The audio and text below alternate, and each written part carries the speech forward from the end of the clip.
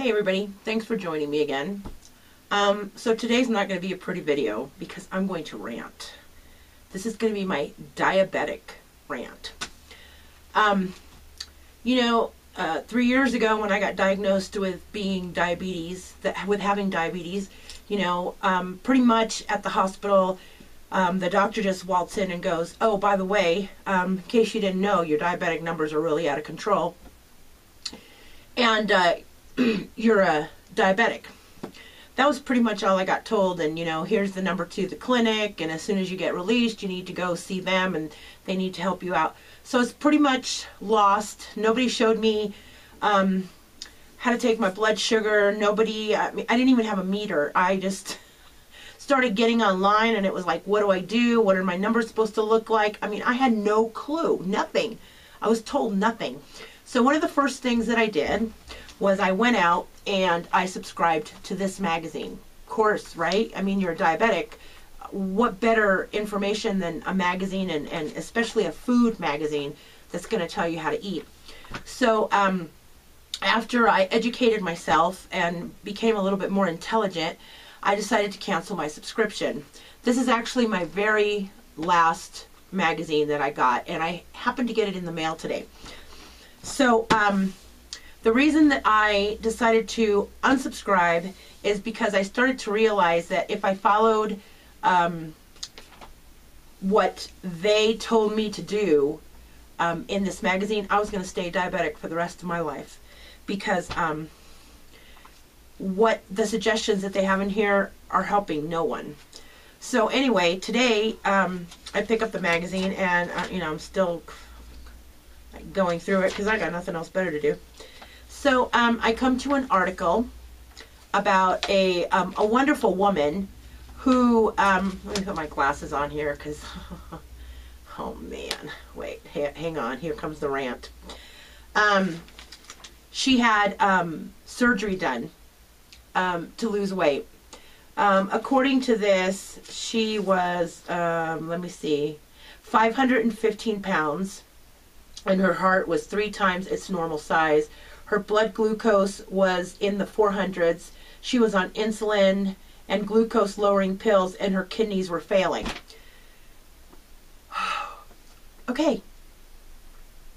When I went into the hospital, my number was 725, and my kidneys were failing. I did not get a lap band surgery. I did not have surgery, period. Okay, I can see this. She's 515 pounds. I can see the surgery. And I'm okay with that. I'm okay with her having the surgery to lose the weight and to become healthier. Because, if she had no other option and she needed to lose it, great. But over on the side here, there's a little caption that says, "Are you a candidate?" Candidate. Having type 2 is one criteria for surgery. To see if you qualify, go online, blah, blah, blah, blah. That just pisses me off. Now, there's just, everyone is going to go out and just have surgery because, oh, I've got type 2 diabetes. This is the new cure right here. Forget the pill, go have surgery. I've had friends who have had this surgery. I have a very good friend right now who's had this surgery, and he is trying desperately not to gain back the weight. Why? Because they gave him a quick fix and they did not teach him how to change his diet, how to eat decently, how to try to understand stress. Nothing. They did not teach him any of that. So, he's slowly but surely putting the weight back on. And, I have had other friends who have gotten very ill if they eat, like French fries, stuff that's fried, this, that, and they get very ill when they eat that because your stomach can't handle that anymore. And, they're still eating the crappy food, but they haven't learned anything. They did not learn anything. That's like, having a teenager turn 15 and going, "Hey, here, have a Lamborghini or a Maserati for your birthday." The kid doesn't even know how to drive and they're giving him this. You know, and it's the same with this. So this really, really, really upsets me. So another thing that really upsets me is then it goes on to state her menu, you know, because, well, over here on the side, it says that 5 years after surgery, 35% of people redevelop type 2 diabetes. Of course. Why wouldn't they? Nobody taught them how to eat differently. Why wouldn't they? Forget the surgery. Even if they lost the weight and they lost it on shakes and whatever, when they go back to eating normally or what they think is normal, they're going to gain the weight right back. You know? But here was the final straw that threw me right over the edge. I mean, I had to hang on with my fingernails and I still just dropped. It says, the suggestion for other diabetics reading this, it says her daily menu, and this is what it consists of. Breakfast, a protein shake. Okay, hang on. When you're diabetic, you have problems with your kidneys. You cannot put protein on top of your kidneys. It is one of the worst things that you could do. You will end up shutting your kidneys down. You know, and even if you're not diabetic, the most protein that a body can consume in one day is 30 grams. Anything over that, you are taxing your poor kidneys. So other diabetics are reading this going, oh, protein shake for breakfast, yay. You know, okay, fine. You know, let's move on. Then she says, I have a protein shake and 2 cups, 2, not 1, 2 cups of black coffee.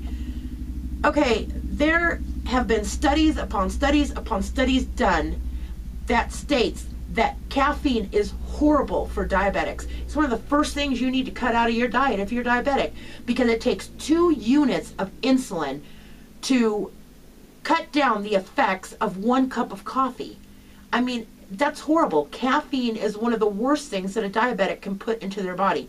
Oh, hang on. Here we go. Now we're going to lunch. Lunch. 2 slices.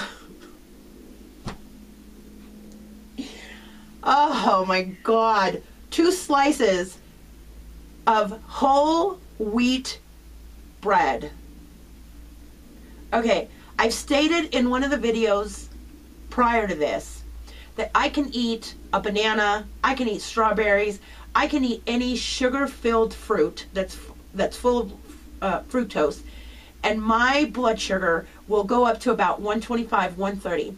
I can eat 1 slice of bread, and that bread has more sugar than any banana could ever want to hold. My blood sugar will spike up to 165 if I touch bread.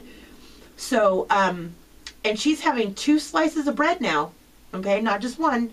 2 slices of bread, turkey, more protein, and 1 slice of cheese.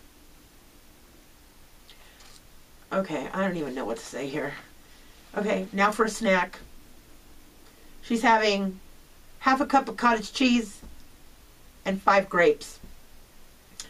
And then for dinner, she's going to have grilled chicken, more protein, 1 cup of steamed vegetables. That's all the vegetables she's having all day long is 1 little cup. And then she'll add a baked potato full of starch. So that's going to raise her sugar levels once again. Oh my gosh. I just hope that there's not a lot. I know that these people have a huge subscription. And it sickens me. It saddens me to think that there's diabetics out there that are listening to this stuff and listening to this advice and actually following it. This is so sad. And let me tell you something. If that's all I ate for food all day long, I'd be like chewing off somebody's leg. Okay? Because, I mean, you should see what I eat in a day. Because when you're raw, you know, you can eat so much, you know. I mean, I eat about, I'd say about 10 cups of vegetables a day. I mean, I have bowls of watermelon. I have bowls of cantaloupe. I have bowls some grapes. I have salads that are massive, and in between all that stuff, I'm having bananas, I'm having apples, and I'm doing green juices. Man, by the time I go to bed, my tummy's nice and full. I'm telling you, I would be chewing off somebody's leg if that's all I got to eat. A little bit of cottage cheese and a little bit of 5 grapes. What do you do with 5 grapes? Dude, that'd be stuck in my molars. So anyway, oh my God.